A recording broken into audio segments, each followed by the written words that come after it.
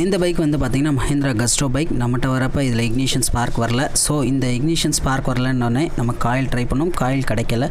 So coil கிடைக்காத பட்சத்தில் நம்ம என்ன மாதிரியான ஆல்ட்ரேஷன் பண்ணியிருக்கோன்றதை இந்த வீடியோவில் பார்க்க போகிறோம்.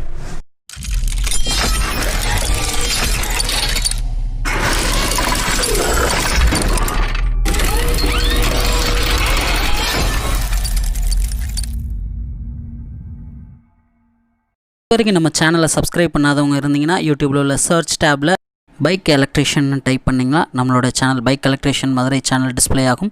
நம்ம சேனலுக்குள்ளே போயிட்டு சப்ஸ்கிரைப்ன்ற பட்டன் இருக்கும், அந்த பட்டனை கிளிக் பண்ணிக்கோங்க.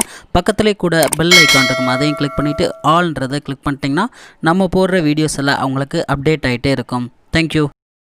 இந்த Mahindra Gustoவில் வந்து பார்த்திங்கன்னா இது வந்து இக்னிஷன் டைப் வந்து பார்த்திங்கன்னா சோர்ஸ் காயிலோ டைப். அதாவது இது வந்து சிடிஐ டைப், டிசிஐயோ அந்த டைப் கிடையாது. இது வந்து சிடிஐ டைப், அதாவது சோர்ஸ் காயில் உள்ள வரும். இந்த சோர்ஸ் காயில் உள்ள டைப்பில் வந்து பார்த்திங்கன்னா இந்த சிடிஐ டைப் கொடுத்துருக்காங்க. இந்த சிடிஐ வந்து பார்த்திங்கன்னா சென்சாரோடு சேர்ந்து வர்றது மொபிலைசர் டைப்பு. அதாவது மொபிலைசர்னால் இந்த கீ வந்து பார்த்திங்கன்னா சென்சார் கீழே வரும்.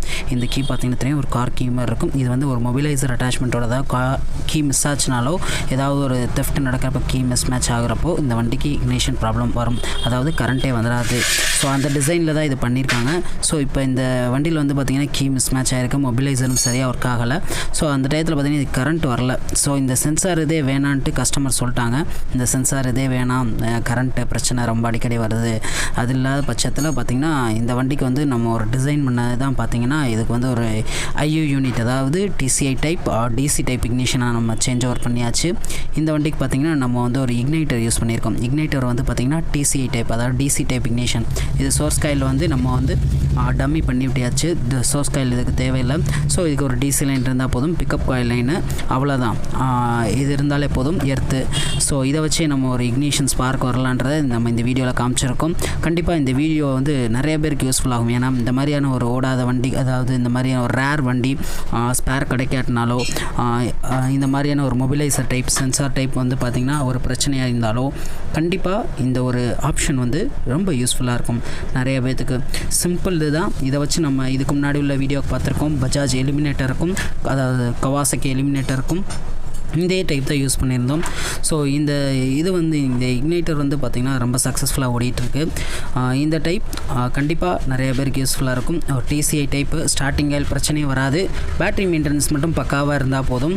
ஏன்னா இது டிசிஐ டைப்புன்றனால battery type DC regulation voltage வந்து ரெகுலேட் ஆகி கரெக்டாக வரணும், அதாவது ஹை வோல்டேஜ் வந்தாலும் பிரச்சனை. ஸோ இதுக்கு வந்து பேட்ரி மெயின்டெனன்ஸ் மட்டும் பக்காவாக இருந்தால் போதும். ஸோ இதில் வந்து பார்த்திங்கன்னா நம்ம அந்த இக்னைட்டர் டைப் ஃபிக்ஸ் பண்ணிவிட்டு டைமிங்கு கரெக்டாக வச்சாச்சு. வண்டி வந்து இப்போ பக்காவாக ஓடுது. இப்போ செல்ஃபை போட்டு பார்க்க எப்படி இருக்குன்னு. செல்ஃபை போட்டாலும் நல்லா ஒரு ஸ்லோ ஸ்பீட்லையும் சரி நல்லா ஓடிச்சு. இந்த மாதிரியான இந்த Mahindra Gustoவாக இருக்கட்டும், இந்த மாதிரியான ஒரு ரேர் பைக்காக இருந்தால் கண்டிப்பாக ஹெல்ப்ஃபுல்லாக இருக்கும் இந்த ஒரு ஆப்ஷன். நல்ல ஒரு ரேசிங் ஆகுது வண்டி. வந்து இப்போ வண்டி நான் ஓட்டி காமிக்கிறோம், ஃபஸ்ட் இன்ட்ரோலேயே பார்த்துருப்பீங்க. ஸோ அதுக்கப்புறம் ஃபிக்ஸ் பண்ணப்பட்டு ஓடினது தான். இப்போ வண்டி எப்படி ஓடுதுன்னு பாருங்கள். ஸோ இந்த மாதிரியான ஒரு ஆப்ஷன் கண்டிப்பாக ஹெல்ப்ஃபுல்லாக இருக்கும். ஏதாவது ஒரு எமர்ஜென்சிக்கு வந்து வண்டியை ஸ்டார்ட் பண்ணி ரொம்ப லாங் தூரத்துலேருந்து வரதுக்குன்னா இந்த மாதிரி ஒரே ஒரு இக்னைட்டர் இருந்தால் போதும். இந்த ஒரு வண்டியை ஸ்டார்ட் பண்ணி எங்கேருந்து வேணால் நீங்கள் கொண்டுட்டு வந்துடலாம். ஒரு எமர்ஜென்சி மோடாக கூட இதை யூஸ் பண்ணிக்கலாம். ஒரு இக்னைட்டர் ப்ளஸ் இது எந்த வண்டியாக இருந்தாலும் ஒரு போட்டு நம்ம டைமிங் செட் பண்ணிக்கலாம். கண்டிப்பாக இந்த வீடியோ நிறைய பேருக்கு ஹெல்ப்ஃபுல்லாக இருக்கும்னு நினைக்கிறேன், யூஸ்ஃபுல்லாக இருக்கும்னு நினைக்கிறேன். நம்ம சேனல் பைக் எலக்ட்ரிஷியன் மதுரை சேனலை இது வரைக்கும் யாரும் சப்ஸ்கிரைப் பண்ணாமல் இருந்தீங்கன்னா சப்ஸ்கிரைப் பண்ணிக்கோங்க. ஏன்னா இந்த மாதிரியான ஒரு லேட்டஸ்ட்டான நிறைய அப்டேட்ஸான வீடியோ நம்ம சேனலில் வந்துக்கிட்டே இருக்கும். இந்த வீடியோ எப்படி இருந்துச்சு, உங்களுடைய கருத்துக்களை வந்து நம்ம கமெண்ட் செக்ஷனில் தெரிவிங்க.